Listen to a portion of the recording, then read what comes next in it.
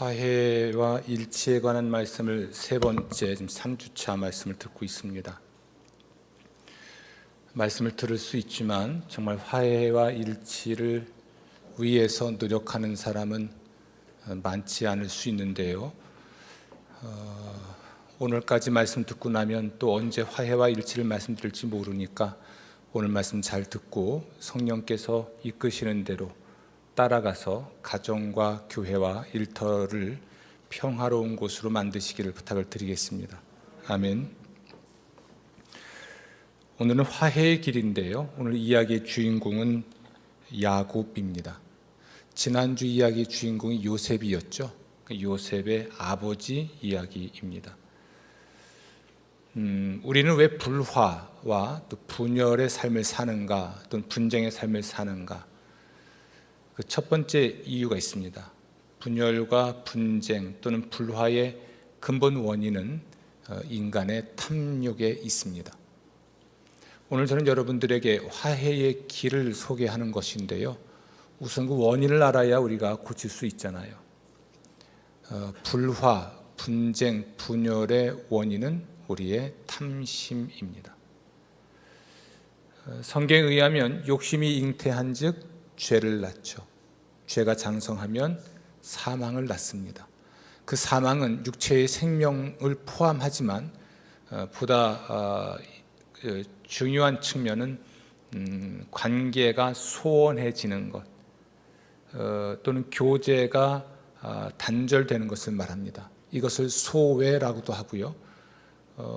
친밀한 관계가 끊어졌으니까 그것이 불화의 상태고 그로 인해서 분열과 분쟁을 경험하게 되죠.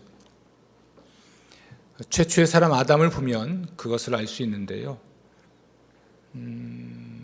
하나님처럼 될 수도 없는데 하나님처럼 될 것이라는 유혹을 받아요. 마귀로부터. 그리고 아담은 하나님처럼 되고 싶어 합니다. 그렇게 될 수 없는데 그렇게 될 수 있다는 거짓말에 현혹을 당한 거죠. 그게 이제 욕심입니다. 그로 인해서 그는 죄를 짓죠. 하나님께서 먹지 말라고 한 그 나무의 열매를 따 먹고 또한 그것을 그의 아내에게도 주어서 먹게 합니다. 이건 죄의 전염성입니다. 좋은 일은 참 더디게 확산되는 것 같아요. 그런데 나쁜 일들은 빠르게 확산됩니다. 아담의 예를 들어봐도 소외, 곧 친밀한 교제가 단절되거나 친밀감이 사라지게 되는 그 근본 원인은 욕심이고요. 그 욕심으로 인하여 넘어서는 안 되는 선을 넘어버리는 죄를 짓게 되고 그 죄 때문에 결국은 소외가 되는 것이니까요. 그 죄의 결과가 아담은 하나님 앞에서 쫓겨납니다. 하나님의 임재를 잃어버리죠. 하나님과의 친밀한 사귐이 단절돼 버려요. 그리고 부부간에도 네 탓 내 탓하고 늘 다툽니다. 그리고 서로를 지배하려고 하죠. 그냥 이런 표현이 맞는 것 같아요. 어떻게든 이겨먹으려고 발버둥을 치는 관계가 되죠. 이렇게 분열의 근본적인 원인은 성경에 의하면 탐욕에 있다, 탐심에 있다 해도 틀리지 않습니다. 야곱, 그 이름 자체가 하나님께서 너를 지키시기를 이라고 하는 기원이 담겨 있는 이름이에요. 하나님이 당신을 너를 지키시기를, 혹은 하나님이 지키시는 자라는 의미가 있습니다. 하나님이 야곱의 모든 것을 지키시기를 원하고 또 하나님이 지키시는 까닭에 야곱의 인생은 행복할 수 있고 성공할 수 있는 것이었죠. 그런데 그의 부모의 바람이나 또는 그의 사람됨과는 다르게 야곱이 살아갑니다. 창세기 25장 26절 보면 야곱은 태어날 때 먼저 나오기 위해서였는지 사실은 모르겠으나 에서의 형의 발 뒤꿈치를 잡고 나오죠. 뱃속에서부터 싸웠어요. 도토리 키재기 하는 건데요. 네가 크니 내가 크니, 내가 먼저 나갈래 네가 먼저 나갈래, 이제 그런 싸움을 하는 것이죠. 근데 발꿈치를 잡다라는 것이 여러 가지 의미가 있겠습니다만 그냥 우리 시대로 표현해 볼게요. 발목 잡는 사람인 거죠. 그 진성 씨 노래입니까? 제목은 모르겠지만 태클을 걸지 마 뭐 이런 노래가 있던데, 뭐 내가 어떻게 살아왔는지 뭐 묻고 뭐 짐작하고 뭐 이러면서 태클 걸지 마 이런.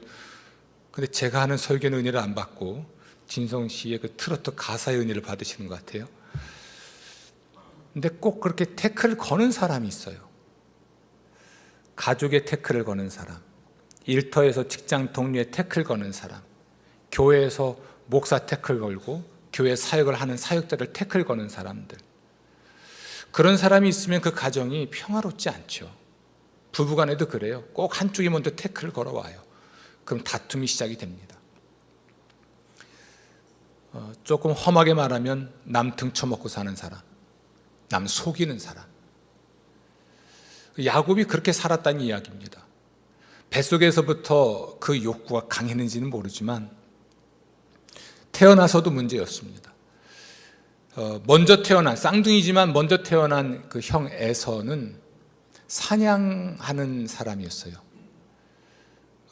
사냥꾼의 기질이 있었는지 모르지만 현대 심리학의 관점으로 보면 굉장히 그 다혈질이고 참을성이 부족한 사람이 아닌가 싶어요. 저도 배고프면 짜증부터 나는 사람인데 저를 부리려면 배를 불려놓고 가득히 먹여놓고 이제 저를 부려야 되는데 굶겨가면 이제 짜증부터 나는 거죠. 근데 에서는 그런 게 약점이었던 것으로 보입니다. 사냥하고 돌아와서 배고파 하니까 왜 또 그 앞에서 팥죽을 끓이는지, 배고파하는 형에게 넌지시 농담 반 진담 반 던지잖아요. 장자의 명분을 팔아라. 그러면 내가 이거 줄게. 이게 형의 약점이에요. 그러니까 기질적인 약점이기도 하고요. 근데 그걸 이용할 줄 아는 그 간교함이 있는 거예요, 이 야곱은. 또 아버지가 세상을 떠날 때쯤 되니까 눈이 어두워서 볼 수가 없습니다. 그래서 아버지가 떠날 때 보통 상속자에게 축복 기도를 해 주었는데 야곱은 이게 탐나는 거예요. 그래서 눈이 어두운 아버지를 속여가면서 장자가 받을, 장남이 받는 축복을 대신 받죠. 물론 여기에는 어머니까지 가세합니다. 시작은 어머니가 하는 거예요. 거기에 야곱이 거절하진 않아요. 그러면서 아버지를 엄마와 함께 속이고 장자가 받는, 장남이 받는 축복을 대신 받죠. 그러니까 상대방의 약점을 이용할 줄 아는 간교함이 있고, 또 상대방이 그 앞을 볼 수 없는 아버지잖아요. 아버지를 속여서 자기가 원하는 걸 얻어내는 그러한 존재였죠. 그가 형의 원한을 사죠. 형의 보복 또는 복수가 두려워서 외삼촌 집으로 도망갑니다. 외삼촌 집에 도망가서 한 20년간 살거든요. 근데 그곳에서도 싸워요. 원하는 걸 얻기 위해서 그는 늘 싸우는 사람이었어요. 쟁취하는 거죠. 싸워서 얻어내는 겁니다. 싸움의 기술 중에는 속이는 것도 있고, 그리고 어쩌면 협박하는 것도 있고, 뭐 이런 방식으로 자신의 목적을 이루어간 사람이죠. 이 사람에게는 하나님이 지키신다는 것이 의미가 없습니다. 내가 지키는 거죠. 나는 누가 지킵니까? 내가 지키죠. 너와 내가 아니면 누가 지키랴? 군대 가서 불렀던 군가들인데 내 인생 내가 지키는 거죠.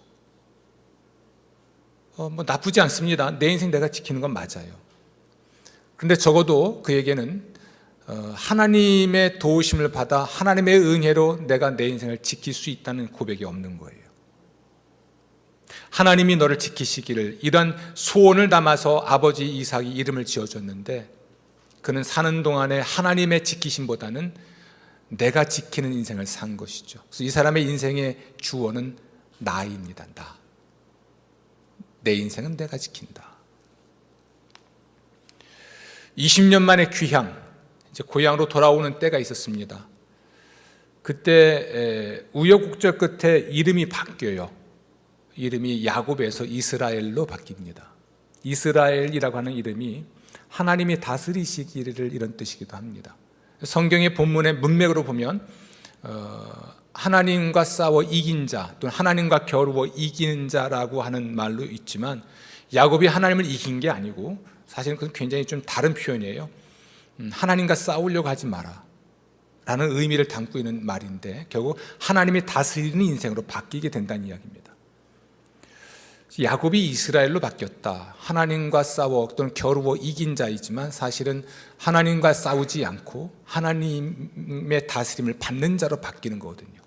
하나님이 지키시기를 또 하나님이 다스리시기를 이런 이름으로 그가 바뀌었고 실제로 그가 그 이후에 하나님이 인생의 주인이 되어서 하나님의 다스림을 받고 사는 사람이 되죠. 사람이 다투는 근본적인 이유는 욕심, 욕망 때문에 그렇습니다. 자신의 성공과 행복을 위해서는 무엇이든 해야 하는데 해야 할 그 모든 것들 중에는 싸움이 포함되는 거죠. 그래서 속인다든지 또는 거짓말한다든지 모함한다든지 뭐 이런 방식으로 자기의 목적을 이뤄내려고 하니까 결국은 상처 입는 사람이 생기는 거잖아요.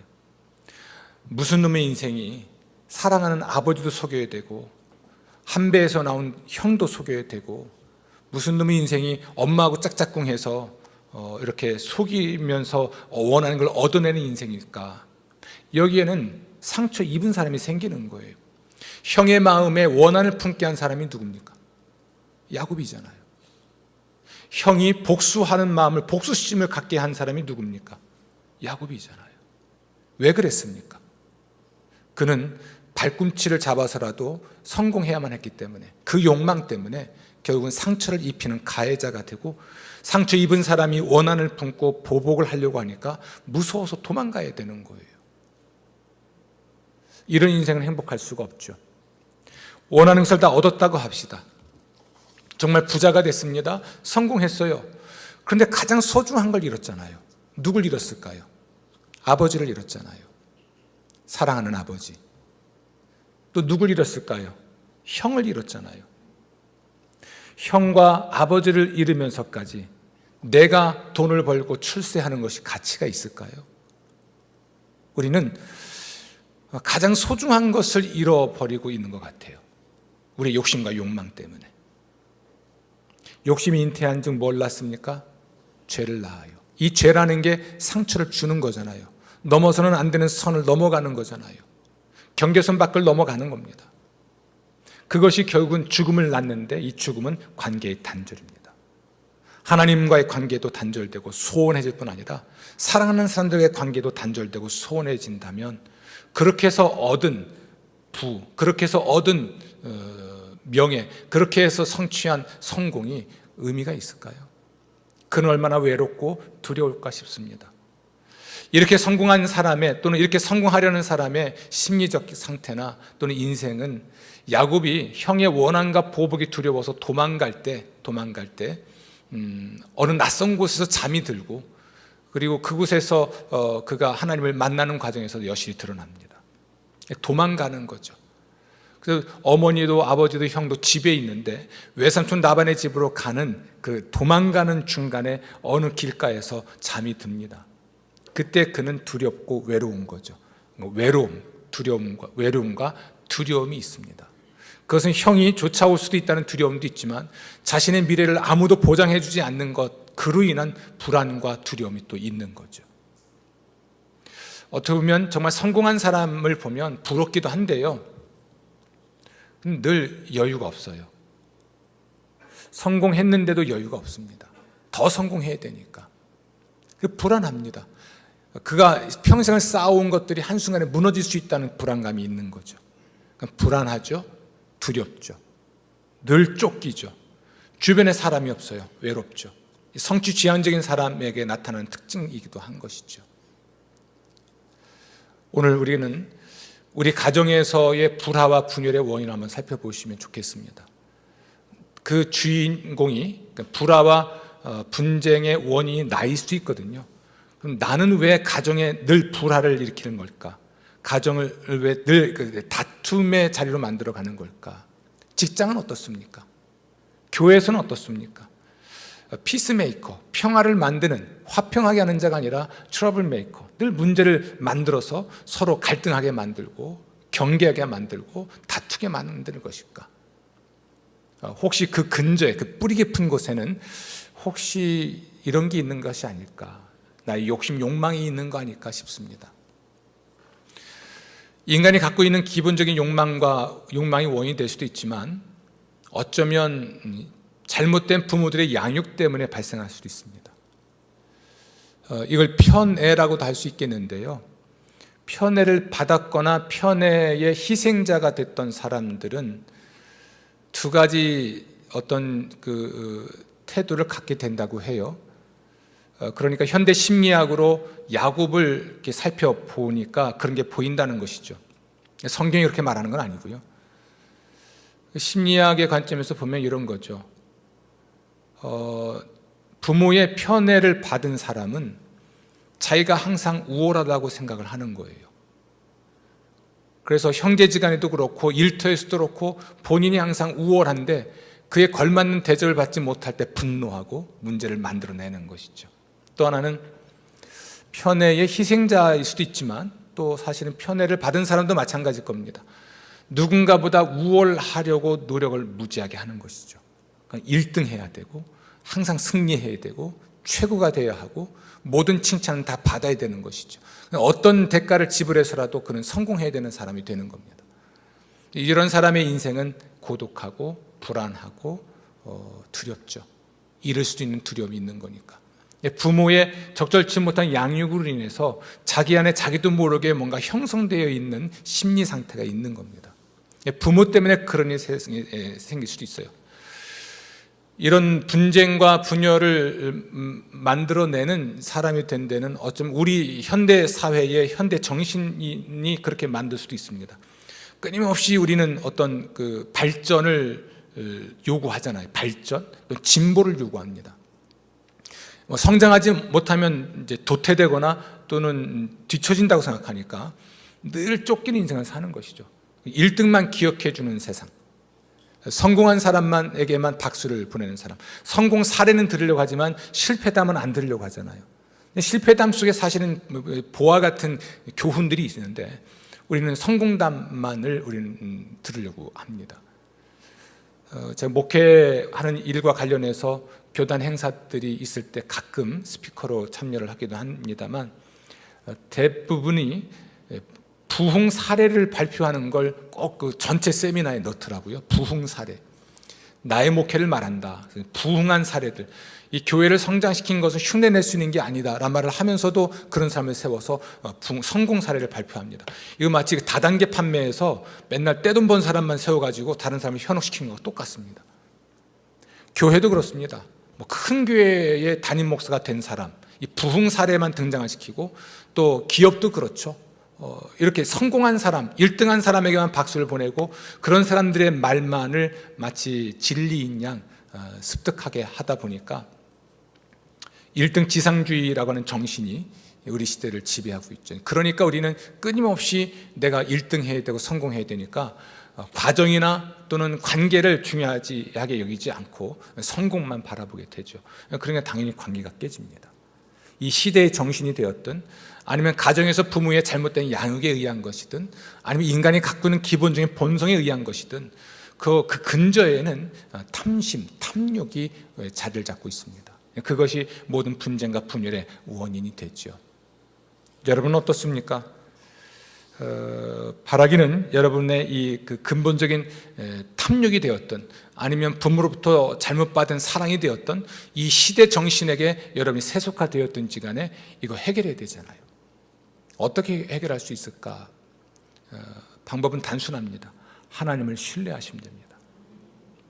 야곱이란 이름의 의미가 하나님이 지키시기를이라는 기원이 담겨 있다고 그랬죠. 하나님이 지키셔야만 된다는 신앙 고백. 이스라엘, 하나님이 다스리시기를, 또 하나님이 다스리는 사람이라는 의미가 있다면 하나님이 다스리셔야만 내 인생이 형통할 수 있다는 신앙, 이게 있어야 나의 탐욕에서 비롯된 분열과 분쟁이 사라질 수가 있습니다. 성공하고 싶지 않은 사람은 없죠. 그러나 다 성공하진 않잖아요. 그렇죠? 내 인생을 지키고 싶지 않은 사람은 없습니다. 그러나 도둑 맞은 듯이 내 인생이 도둑 맞은 것처럼 느껴질 때도 있어요. 지켜지지가 않는 것이죠. 하나님을 신뢰하십시오. 그러니까 그 삶의 그 주어를 바꾸는 겁니다. 나가 아니고 하나님으로 바꾸는 겁니다. 하나님이 지키시고, 하나님이 다스리시고, 하나님이 인도하시고, 하나님이 공급하시고, 하나님이 보호하시고, 하나님이 치유하시고, 이렇게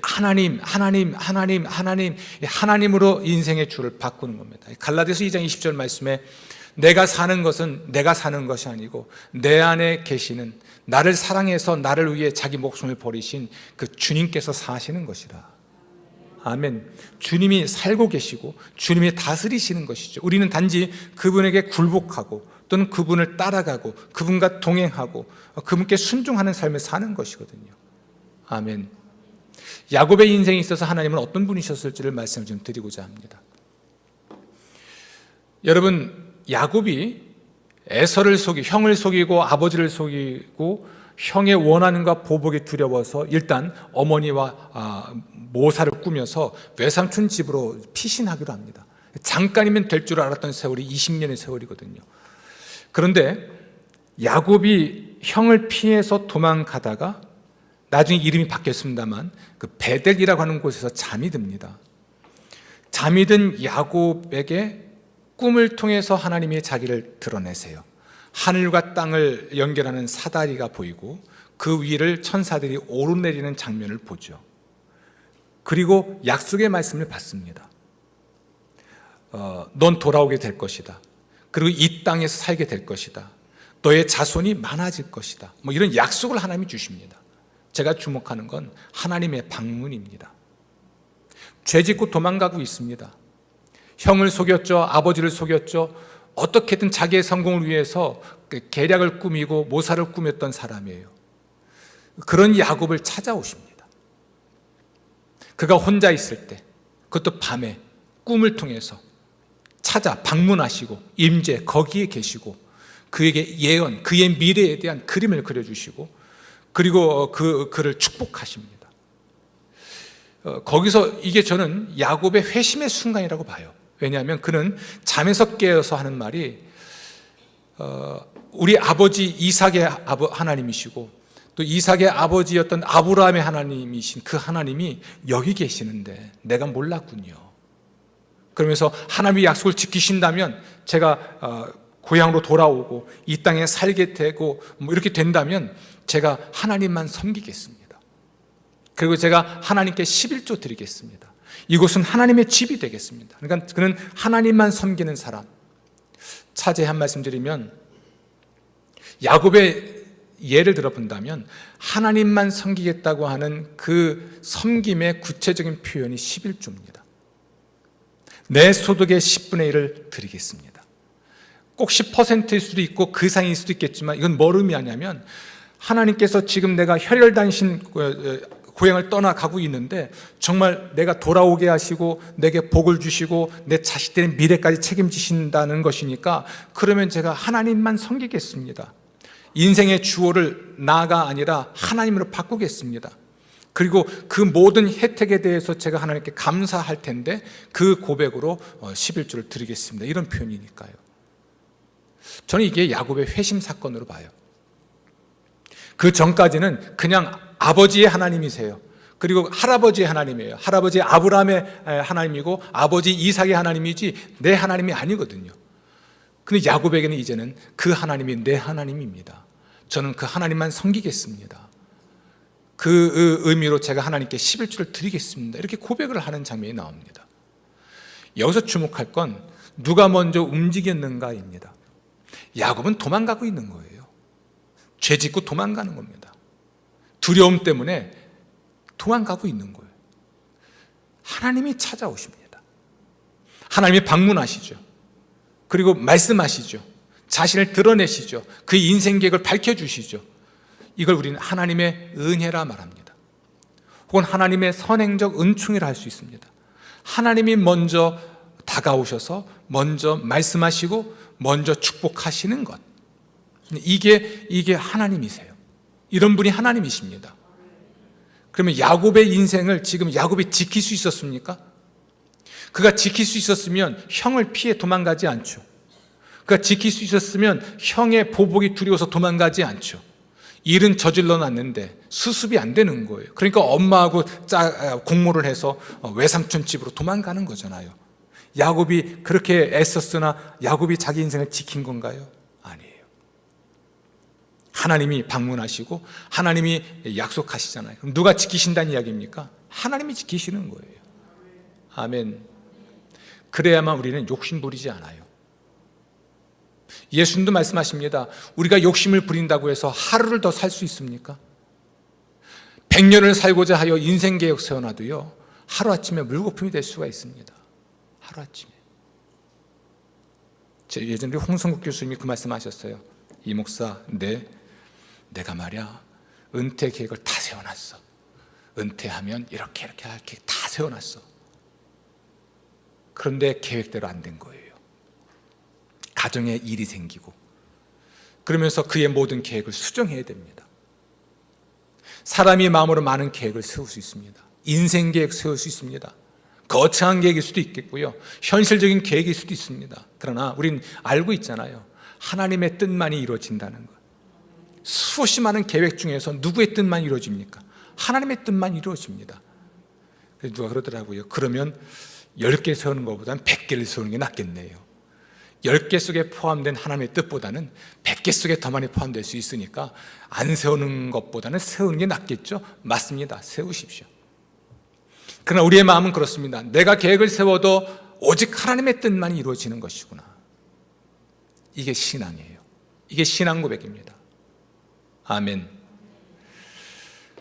나중에 야곱의 고백입니다만 20년 동안 외삼촌의 집에 살면서 결혼도 그렇고 돈벌이도 그렇고 뛰는 놈 위에 나는 놈이 있다고, 야곱 위에 라반이라고 하는 외삼촌이 있어요. 근데 그 세월 동안에 그는 고백합니다. 하나님이 나를 지키셨기 때문에 외삼촌이 나를 해코지하지 못한 겁니다. 하나님이 내 재산을 보호하셨기 때문에 외삼촌이 내 재산을 뺏어갈 수 없었던 것입니다. 사실 또 그랬고요. 근데 그 점을 주목하고자 함은 아닙니다. 그의 성공담에 대해서 그는 고백하기를 하나님의 은혜였다고 고백을 한 것을 저는 주목하고 싶은 거예요. 내가 내 인생 지킨 게 아닙니다. 내가 내 인생을 다스린 게 아닙니다. 하나님이 하신 것입니다. 외삼촌 라반과 헤어지면서 한 말이에요. 하나님이 하셨습니다. 그리고 그가 형을 만나게 됩니다. 20년 만에 형을 만나게 되는데, 형을 만나서도 하는 고백 속에는 하나님이 하셨다는 고백이 나옵니다. 하나님이 보호하셨습니다. 하나님이 부자가 되게 하셨습니다. 하나님이 결혼하게 하셨습니다. 하나님이 자식을 낳게 해주셨습니다. 아멘을도 안 하시고, 야곱이 살아온 생에 대한 그의 개인적인 고백은 하나님이 하셨다는 거예요. 그러면 야곱은 대충 살았습니까? 아니에요. 외삼촌 라반의 집에서 누구보다 치열하게 살아갔습니다.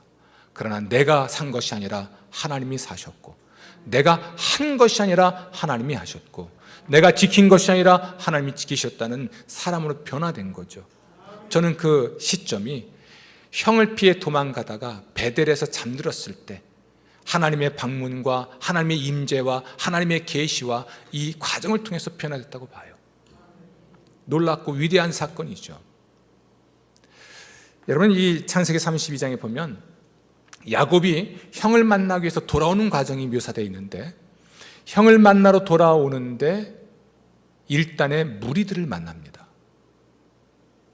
그들이 바로 하나님의 천사들이옵니다. 마하나임, 여호와의 군대입니다. 이 본문이 딱 섰을 때 깜짝 놀랐습니다. 형을 피해서 외삼촌 집으로 도망갈 때도 하나님이 방문하셨잖아요. 이제는 형의 원한이 풀어졌는지 풀어지지 않았는지도 모르는 불안한 상태에서 귀향하고 있을 때 하나님이 천사들을 보내어서 함께 하십니다. 이 이야기가 400명의 가솔들을 이끌고, 또는 자기 부대겠죠, 이끌고 에서가 야곱을 만나러 오거든요.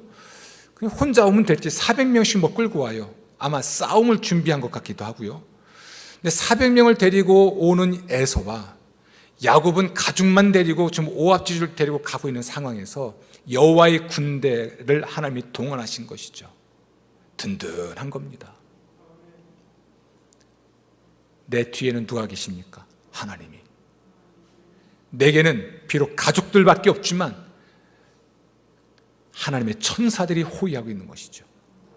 이런 든든한 지지, 지원을 알게 하신 분이 하나님이세요. 깜짝 놀랐습니다, 저는. 야곱의 인생에 있어서 하나님이 떠나신 적이 없고 이렇게 못된 인생인데도 하나님이 늘 함께 하셨구나. 그 야곱은 베델에서 하나님을 만난 이후로 극적인 회심, 변화가 있었고 하나님과 동행하는 삶을 살았다고 저는 확신하게 되는데, 그래도 늘 먼저 주목하는 건 하나님의 움직임입니다. 그냥 둬도 될 텐데 이제 400명을 이끌고는 형을 만나야 되는 그 야곱에게 두려워하지 않도록 누가 지킵니까? 하나님이. 야곱아, 걱정하지 마, 내가 지켜줄게. 아멘. 형을 만나기 직전, 전날 밤이겠죠. 그의 모든 재산도 그의 모든 가족도 강 건너 보내고 홀로 남습니다. 많은 사람들은 이 약복강에서 야곱의 이야기를 할 때 야곱이 기도했다고 그러는데 저는 그렇게 보이진 않아요. 물론 했겠죠. 성경에는 그 기록했다는 표현 대신에 그가 홀로 있었다 이렇게 되어 있습니다. 그런데 익명의 누군가가 야곱을 급습합니다. 덮친다는 표현이 어울려요. 그리고 이 사람이 야곱과 싸웁니다. 야곱과 씨름을 해요. 그러니까 야곱도 그 사람과 씨름할 수밖에요. 씨름의 목적은 넘어뜨리는 거잖아요. 제가 이래봬도 씨름 선수였잖아요. 안달이든 박달이든 들배지기든 합니다. 씨름의 목적은 넘어뜨리는 겁니다. 야곱은 쓰러지지 않으려고 했는지 모르나 아무튼 씨름을 하는데 주목할 건 누가 싸움 걸어왔습니까? 야곱이 아니에요. 야곱은 형 만나기 전에 두려움 때문이었는지 모르지만 가족과 재산을 다 강 건너 보내놓고 홀로 있어요. 홀로. 혼자 있는 시간에 누가 급습하십니까? 하나님이. 나중에 밝혀집니다. 하나님이신 것을 알게 돼요.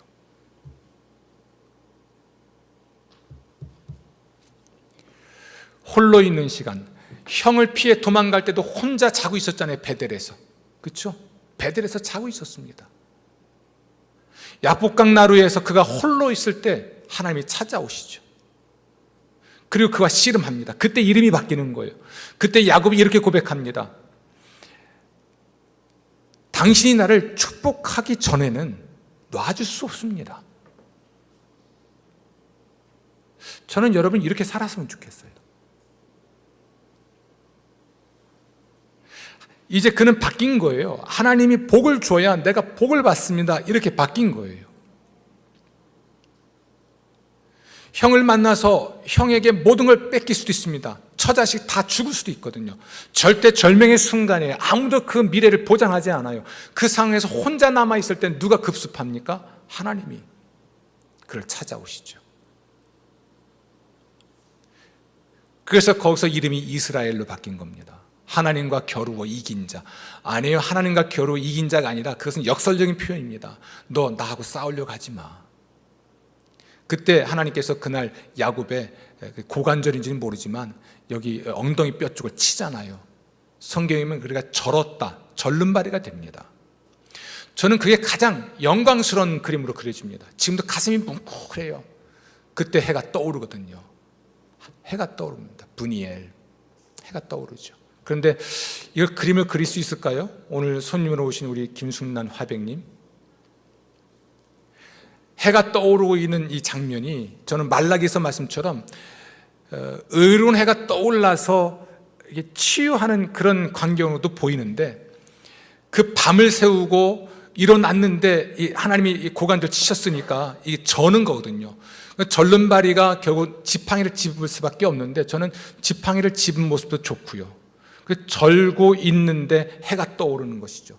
뒷모습을 비출 수도 있겠고 앞을 비출 수 있겠지만 태양과 그리고 절뚝거리는 절름발이 인생을 보는 거예요. 이 사람이 비록 몸의 장애는 갖게 됐으나 실패자인가요? 하나님이 찬란하게 그의 인생을 비추는 거죠. 그의 상처는 치유할 것이고 그의 어두운 미래는 밝혀주시겠죠. 그런 인생을 살 것이라고 하는 저는 놀라운 상징이라고 봐요. 그렇지 않고서 구태여 태양이 떠오르는 일을 뭘 하겠습니까? 근데 그 새벽 태양이 그가 일어나서 쩔뚝거리는 광경을 비추는 거니까요. 이 가슴 뭉클한 사건이에요. 몸에 장애는 가졌어도 하나님이 빛을 비추는 인생. 내가 내 인생을 지키려다가 절름발이가 되었으나 결국 하나님께서 돌보시는 인생으로 바뀌는 이 삶의 전환이 있지 않은가. 우리 이걸 믿는 겁니다. 하나님이 비추시고 하나님이 치유하시고 하나님이 밝히시고 하나님이 싸우시고 하나님이 지키시며 공급하시며 인도하시며 함께 하실 것이다. 하나님의 임재, 현존, 동행, 축복, 공급, 이걸 믿는 사람은 욕심부리지 않아요. 그 욕심 때문에 자신의 성공과 행복을 위해 속이고 싸우고 죽이고 그러지 않습니다. 우리 인간의 욕심을 치유할 수 있는 것, 그 부모의 잘못된 양육 방식에 의해서 나도 모르게 내 안에서 형성되어 있는 내 마음의 상태, 마음의 길인데요. 이런 것들, 세속화되어 버린 내 정신, 나의 스피릿, 시대 정신에게 내가 세속화되어 버려서 경쟁하고 투쟁해야만 살아남을 것이라고 하는 이 잘못된 메시지들을 치유할 수 있는 것은 내가 내 삶을 지키는 것이 아니고 내가 내 삶을 다스리는 것이 아니고 하나님이 다스리시고 하나님이 지키셔야만 지켜지고 하나님이 주셔야만 복을 받을 수 있다는 신앙, 이것이 우리 탐욕을 치유할 수 있습니다. 이런 사람의 가장 중요한 삶의 특징은 기도하는 거예요. 약복강에서 야곱이 기도했다고는 보지 않으나 기도를 안 했다고도 볼 수 없는 게 하나님과 씨름하잖아요. 홀로 있을 때 뭐 했겠습니까? 근데 그 바로 앞에 장면에서 형이 400명 데리고 온다는 말을 듣고 야곱이 기도합니다. 하나님 살려주시고 지켜주십시오. 야곱이 기도해요. 하나님을 신뢰하는 사람은 기도합니다. 베델에서 그가 기도했다고 보진 않습니다. 형을 피해 도망가다가 잠이 들었으나 하나님이 찾아오셔서 그와 함께 하시고 그가 말씀하셨는데, 그것이 기도의 장면으로 보지 않지만 결과적으로 그것이 하나님을 예배하는 모습이고 하나님께 기도하는 모습이죠. 약복강 사건이나 아니면 베델 사건도 마찬가지예요. 하나님께 예배를 드렸다는 모습은 없습니다. 하나님께 기도했다는 장면도 없습니다. 단지 하나님이 찾아오셨습니다. 그곳이 하나님의 집이 되는 것이죠. 하나님이 계시는 곳. 그럼 그곳이 야곱에게는 기도처가 되죠. 그래서 야곱이 베델에서 잠에서 깬 다음에 고백하는 거잖아요. 하나님은 나의 하나님이실 것이고 이곳은 하나님의 집이 될 것이며 나는 11조를 하나님께 드리겠습니다. 하나님만 섬기겠습니다. 따라서 우리는 화해를 위해 기도해야 됩니다. 그리고 하나님께 굴복해야죠. 그럼 우리 마음의 욕망도 치유되고 하나님께 영광 돌리는 인생이 될 줄로 믿습니다. 하나님의 평화가 함께 하시길 기원합니다. 기도하겠습니다. 하나님, 저희들에게 화해의 영을 부으시고 화해에 이를 수 있도록 믿음을 허락해 주옵소서. 주의 평화가 우리 모두에게 임한 줄 믿사옵고 감사하오며 예수님 이름으로 기도합니다. 아멘.